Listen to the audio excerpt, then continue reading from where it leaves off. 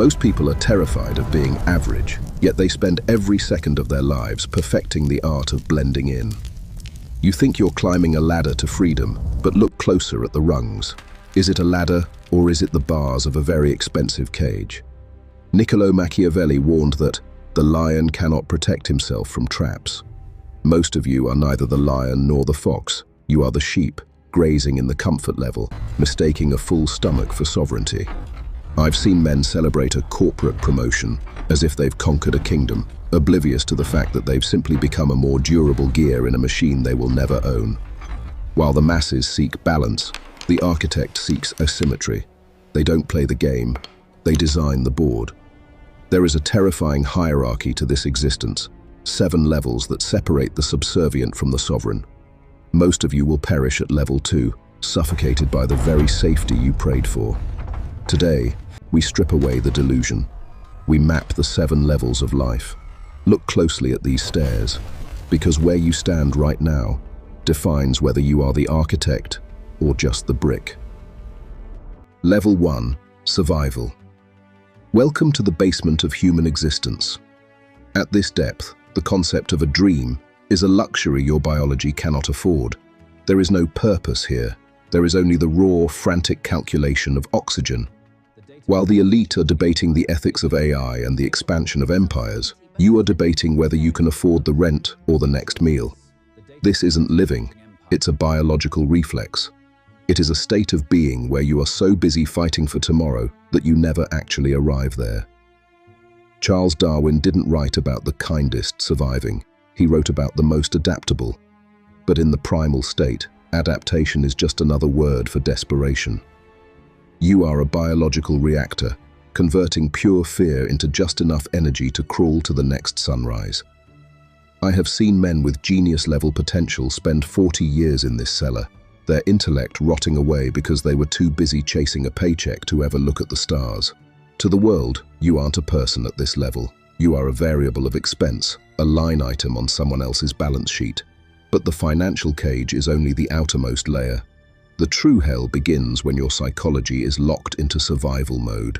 This is where your brain loses the ability to plan for the future because it is too busy burning energy to outrun the ghosts of your past. This is psychological poverty.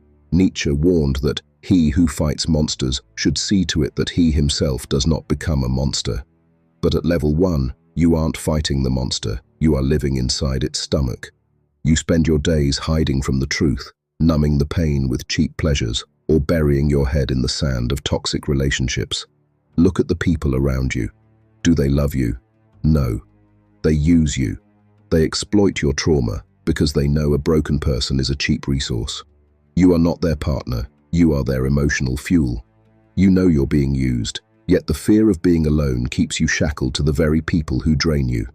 This is psychological bondage. Compare yourself to the architect. The architect treats his trauma as a weapon, a source of lethal clarity. The survivor treats it as a shroud, a reason to kneel. While the elite treat time like a canvas, you treat time like an enemy. You aren't working hard, you are drowning slowly and calling it the grind. If your primary motivation is the avoidance of pain rather than the pursuit of power, you aren't a player in this game.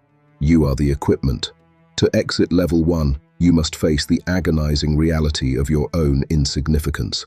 You must cut the toxic ties that keep you anchored in the mud, even if it leaves you bleeding. Because in the basement of life, if you aren't the predator, you are the meal. Level 2, the golden cage. If level 1 was a frantic struggle for breath, level 2, stability is a slow, comfortable stagnation. Most of you will reach this level and mistake it for the finish line. You've escaped the abyss. You have a roof, a consistent paycheck, and a sense of control. But look at your hands. You aren't holding the steering wheel. You're just gripping the armrests of a high-speed train you didn't build. Physiologically, your body has entered a state of the dopamine flatline. In survival, you were a wolf. Here you are a sedated lion in a controlled habitat. Your brain has stopped producing the conqueror's chemicals and replaced them with the coward's anesthesia. I've seen men trade their primal fire for the lukewarm comfort of a digital distraction and a steady supply of processed rewards.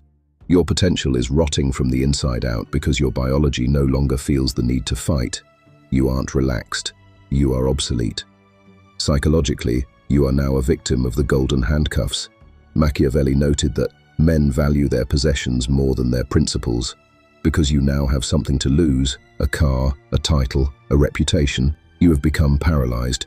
You won't take the leap because the floor you're standing on is good enough. This is the termination of ambition. While the architect uses stability as a launchpad, the average man uses it as a velvet-lined coffin. Your finances follow the same predictable tragedy, the consumerism treadmill. You earn more, only to buy more things that own you. You aren't working for freedom. You're working to fund the distractions that keep you from noticing your lack of it. You've become a high-earning asset for someone else's empire, too exhausted from the 9-to-5 to ever question why you're in the enclosure in the first place. And look at your circle. Your friends are no longer allies. They are echo chambers of mediocrity. They congratulate you on your safety because your lack of growth makes their own stagnation feel acceptable.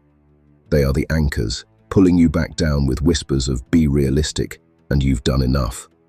Look at those above you, those who treat stability as a resource to be spent, not a treasure to be guarded. They look at your security and see a spiritual dead end. You aren't safe, you are just manageable. And in the game of power, being manageable is the first step to being deleted. To leave level 2, you must burn the enclosure, even if the bars are made of gold. A life spent in stability is just a very expensive wait for the end. Are you ready to stop being a well-fed subject and start being the master? Level 3. The herd validation. Once you are fed and sheltered, a new terror emerges, the silence of being alone. Welcome to Level 3, the mirror of others. This is the level where you don't just live in a cage, you start asking the other inmates for permission to exist. Your life is no longer yours. It is a collective property managed by the opinions of people who don't even know themselves. Physiologically, your nervous system has been hijacked. You are no longer chasing the fire of ambition. You are chasing oxytocin, the chemical leash of the social animal. The human brain processes social rejection in the same centers as physical pain. To your biology, being unliked feels like being hunted.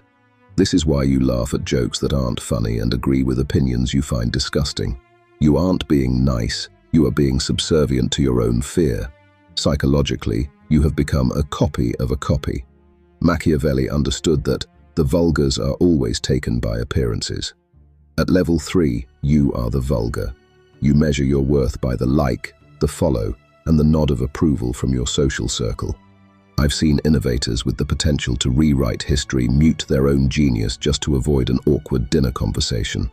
You would rather be a popular failure than a lonely success. This isn't connection, it's identity erasure. Look at the people you call your inner circle. Are they allies building an empire, or are they anchors ensuring you stay at their depth?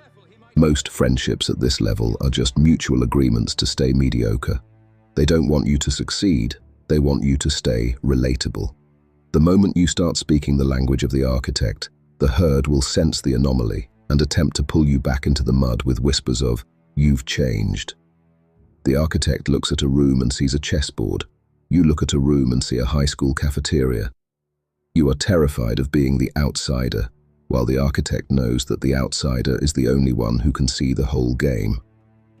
While you are busy being loved by people you don't even respect, the sovereign is busy being indispensable. Aristotle said, "He who is a friend to everyone is a friend to no one." At level 3, you belong to everyone, which means you belong to nothing. You are a functionary of the social cloud, a ghost in someone else's machine. To leave level 3, you must develop a taste for the cold. You must be willing to be the villain in their story, to be the hero in yours. Are you ready to stop being a reflection and start being the source? Level 4, the Gladiator's Trap. Now, you decide to fight back. You are tired of being just another face in the crowd. You want to lead, you want to win, and you want everyone to witness it. Welcome to Level 4, Status Validation. At this height, you aren't just a member of the herd, you are the prize-winning stallion. You've traded the need to be liked for the obsession with being admired. You are fueled by high-octane adrenaline and testosterone. Your brain is hooked on the rush of a closing deal, a new title, or a viral post. But this is a high-maintenance engine. The moment you stop winning, the dopamine crashes, leaving you hollow. I have seen men achieve everything the world told them to want: the watch, the car, the office, only to sit in the dark at 3 a.m. wondering why they feel like an imposter. It's because you didn't win for yourself, you won for the audience. You are in the gladiator's trap. Machiavelli observed that it is better to be feared than loved, but at level 4 you are simply performing. Your status is not your power, it is your leash. You can't stop, you can't rest, and you can't show weakness, because your entire identity is built on the pedestal of other people's envy. You have become a servant to your own brand. You think you are the king, but if your happiness depends on the applause of people you don't even like, you are still a subject. Financially, you are no longer buying comfort, you are buying signal. You buy things not because they are useful, but because they tell the world you are superior. While the architect builds hidden assets, the status seeker builds visible debt. You are a high-performing engine running on the fumes of validation. Comparison is your drug. You look at those below you with contempt to feel big, but you look at those above you with a burning, bitter insecurity. You are trapped in a vertical race where the finish line keeps moving. You are better than them, but you are still lesser than your potential. Robert Greene said, "When you show yourself to the world and display your talents, you naturally stir all kinds of resentment and envy." At level 4, you are surrounded by people who smile at your face and pray for your fall. To leave level 4, you must kill your ego. You must be willing to be no one to the world, so you can finally be someone to yourself. Are you ready to stop the performance and start the protocol? Level 5. The Architect Protocol. Welcome to the laboratory of the mind. This is where the human ends and the sovereign begins. At this depth, you have committed the ultimate act of treason against society. You have stopped caring about their expectations. You have deleted the social program and started writing your own source code. While the masses are busy competing for a better seat on a sinking ship, you have jumped overboard to build your own island. Most people spend their lives as a character in a script they didn't write, following a plot they don't even like. At level 5, you fire the director and become the author. Your nervous system is no longer a reactive instrument. In the lower levels, you are a subservient functionary to your impulses. Here, you have achieved neural decoupling. You have found the space between stimulus and response. Viktor Frankl, who survived the darkest depths of human history, noted that in that space lies our growth and our freedom. When the world screams, you observe. When your body demands the anesthesia of comfort, you choose the clarity of discipline. You treat your biology like a high-performance machine that requires precise maintenance, not a master that demands to be fed. I've seen men transform from chaotic wreckage into lethal instruments of will simply by installing this one protocol: radical ownership. Psychologically, your locus of control has shifted inward. You no longer ask, "Why is the world doing this to me?" You state, "This is how I will use the world." If you are still blaming your upbringing, your boss, or the economy for your position, you are still a pawn. To the architect, blame is a luxury of the weak. By taking responsibility for things that aren't even your fault, you gain the power to change them. It is the most terrifying form of freedom. Your relationships have undergone a surgical pruning. You no longer seek belonging. You seek synergy. If a person does not fit the blueprint of your empire, they are removed. It is cold, it is clinical, and it is necessary. You have realized that strategic solitude is not a punishment, but a sanctuary, a space where you can finally hear your own logic above the static of the mediocre crowd. You aren't better than them in a moral sense. You are simply functionally superior. You are playing a game they don't even know exists. While the successes of level 4 are busy polishing their trophies for the crowd, you are busy designing the foundation of a reality that will outlast you. To enter level 5, you must be willing to be the stranger in every room.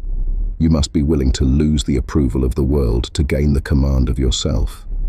Are you ready to stop being the brick and start being the architect? Level 6, Legacy Engineering. Congratulations, you've mastered your impulses, you've built your fortress. But now, a colder wind blows through the halls of your achievements. Level 6. Legacy engineering. This is the moment where the question shifts from "how do I win" to "what is this all for?" To the common man, success is a destination, a pile of gold, or a temporary title. To the architect, success is just raw material for a much larger construction. Most of the high performers you see around you are trapped in a loop of personal mastery. They are perfectly tuned instruments, but they have no symphony. I have seen millionaires who are utterly erased the moment they stop working because their value was tied to their presence. They are temporary functions.